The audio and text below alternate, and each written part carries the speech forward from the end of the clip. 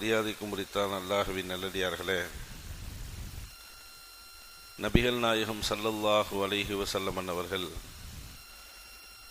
மலக்குமார்களுடைய துஆ உங்களுக்கு வேண்டுமென்றால் இந்த காரியத்தை நீங்கள் வளமையாக செய்து வாருங்கள் என்ற கருத்தை இந்த ஹதீஸினுடைய கருத்தாக நமக்கு சொல்லித் தருகின்றார்கள். இந்த ஹதீஸினுடைய அறிவிப்பாளர் அபூ ஹுரைரா ரதியல்லாஹு தஆலா அன்ஹு அன்னவர்கள்.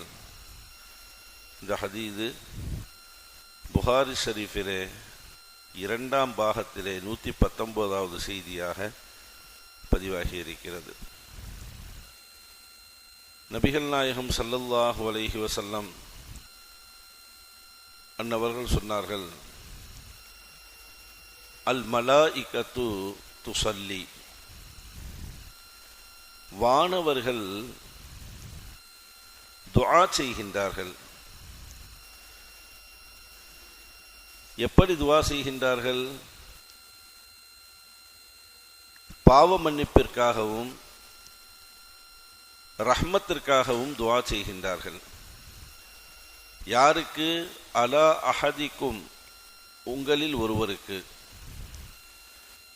அவர் என்ன செய்து கொண்டிருந்தார் அந்நேரத்திலே? மாதாம ஃபீ முஸல்லாஹுல்லதி ஸல்லா ஃபீஹி, எந்த இடத்தில் அவர் தொழுதாரோ அதே இடத்திலே தொழுகையை முடித்து கொண்டு அமர்ந்திருந்தார். அவர் செய்த வேலை அதுதான். தொழுகையை தொழுத அந்த இடத்திலேயே அமரக்கூடிய அத்துணை நபர்களுக்கும் வானவர்களுடைய மலக்குமார்களுடைய துஆ இருக்கிறது என்பதை நமது நாயகம் ஸல்லல்லாஹு அலைஹி வஸல்லம் அவர்கள் சொல்லித் தருகின்றார்கள். ஒரே ஒரு நிபந்தனை மட்டும் வைக்கின்றார்கள். மலாய்க்கத்மார்கள் துஆ செய்து கொண்டிருக்கின்ற பொழுது நமக்கு ஒது முறியாமல் இருக்க வேண்டும். மாலம் யுஹதிஸ், ஒழு முறியாமல் இருக்கும் காலமெல்லாம் நேரமெல்லாம் அவர்களுடைய துஆ நமக்கு கிடைக்கும். அமர்ந்திருக்கக்கூடிய நாம் நமக்கு ஒது முறிந்து விட்டதென்றால் அந்த துஆ நமக்கு கிடைக்காது. காரணம் என்னவென்றால், வானவர்கள் பரிசுத்தமானவர்கள். வானவர்கள் அசுத்தத்தின் பக்கம் செல்ல மாட்டார்கள், அசுத்தம் இருக்கும் அந்த இடத்திற்கும் வரமாட்டார்கள். அதனால்தான் பைத்துல் ஹலா என்று சொல்லக்கூடிய கழிவறைகளுக்குள்ளே வானவர்களுக்கு வேலை இருக்காது, சுத்தமாக இருப்பார்கள். பள்ளிவாசலுக்குள் வருகின்ற பொழுது வெங்காயம் பூண்டு சாப்பிட்டு வரக்கூடியவர்களுக்கு அருகாமையிலே வரமாட்டார்கள். அதனுடைய வாசம் ரசூல் ஸல்லல்லாஹு அலைஹி வஸல்லம் தடுக்கிறாங்க.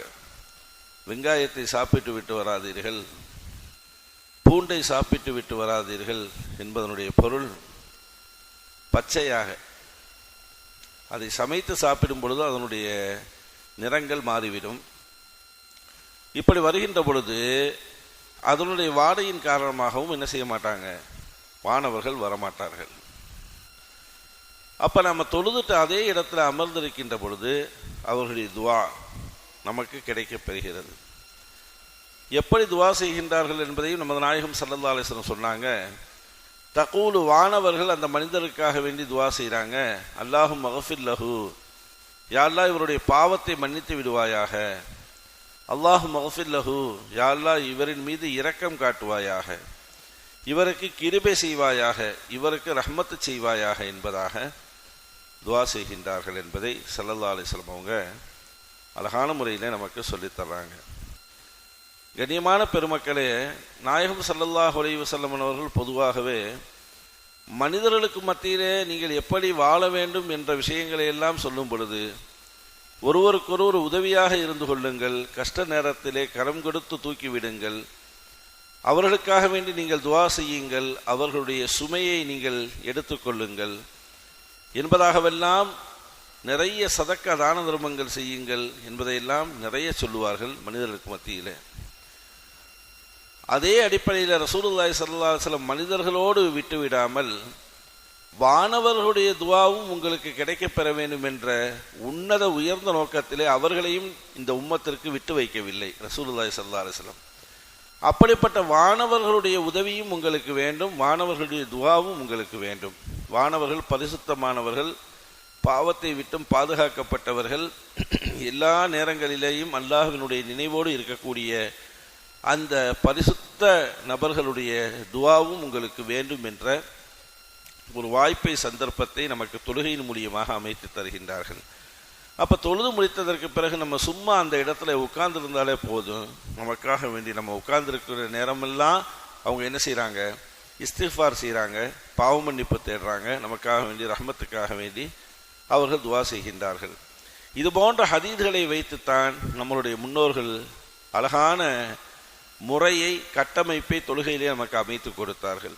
தொழுகை முடிந்ததற்கு பிறகு, சலாம் கொடுத்ததற்கு பிறகு பட்டென்று எழுந்து ஓடக்கூடியவர்கள் இந்த பாக்கியத்தை இழந்து விட்டார்கள். வானவருடைய துஆவை இழந்து விட்டார்கள். முன்னோர்களுடைய அழகான கட்டமைப்பை பாருங்கள். தொழுகை முடிந்ததற்கு பிறகு சுபஹானல்லாஹ் 33 தடவை, அல்ஹம்துலில்லாஹ் 33 தடவை, அல்லாஹு அக்பர் 33 தடவை ஓதக்கூடிய ஒரு வாய்ப்பை அதே இடத்திலே அமர்ந்து ஓதுங்கள் என்ற அழகான அமைப்பு. அதற்கு பிறகு லா இலாஹ இல்லல்லாஹ் என்பதை 10 தடவை ஓதக்கூடிய ஒரு வாய்ப்பு. நம்ம அமல் செய்து கொண்டிருக்கின்ற பொழுதே அவருடைய துஆவும் நமக்கு கிடைக்கப்பட்டு கொண்டே இருக்கும். அதற்கு பிறகு நாம் எல்லாம் ஒன்று சேர்ந்து கூட்டாக செய்யக்கூடிய அந்த துஆ முடிந்ததற்கு பிறகு அப்படியே விட்டார்களா? இல்லை. லா இலாஹ இல்லல்லாஹ் என்ற கலிமாவை ஓத வைத்து, அதற்கு பிறகு ஸலவாத்துக்களை ஓத வைத்து, கிட்டத்தட்ட குறைந்தபட்சம் ஒரு 5 நிமிடமாவது தொழுகை முடிந்ததற்கு பிறகு அமர்ந்து அதே இடத்திலே செல்லக்கூடிய ஒரு வாய்ப்பை அமைத்து கொடுத்தார்கள் என்றால், எவ்வளவு பெரிய ஒரு தொலைநோக்கு சிந்தனையோடு இந்த ஹதீதுகளை ஆதாரமாக வைத்து நமக்கு செய்திருப்பார்கள் என்பதை நம்மால் புரிந்து கொள்ள முடிகிறது. கண்ணியமான பெருமக்களே, அப்படிப்பட்ட வானவர்களுடைய துஆ நமக்கு வேண்டுமென்றால், தொழுகை முடிந்ததற்கு பிறகு அதே இடத்திலே அமர்ந்து பல அமல்களிலே நாம் இருந்தோம் என்றால் கண்டிப்பாக நமக்காக வேண்டி அவர்கள் துஆவை செய்வார்கள். அந்த துஆவை நாம் பெற்றுக்கொள்வோம். தொழுகை முடிந்ததற்கு பிறகு பட்டென்று நாம் எழுந்து சென்று விட்டால் அந்த துஆவை நாம் இழந்து விடுவோம் என்பதை இந்த ஹதீஸ் நமக்கு தெளிவுபடுத்தி தருகிறது. எல்லாம் வல்ல ரப்புல் ஆலமீன் எந்தெந்த காரியங்களை எல்லாம் நமது நாயகம் ஸல்லல்லாஹு அலைஹி வஸல்லம் அவர்கள் நமக்கு வாழ்வியல் பாடங்கள், படிப்பினைகளாக சொல்லிக் கொடுத்தார்களோ அதை முழுமையாக பேணி நடக்கக்கூடிய நல்ல முஃமினீன்களாக அல்லாஹ் நம் எல்லோரையும் ஆக்கி அருள் புரிவானாக.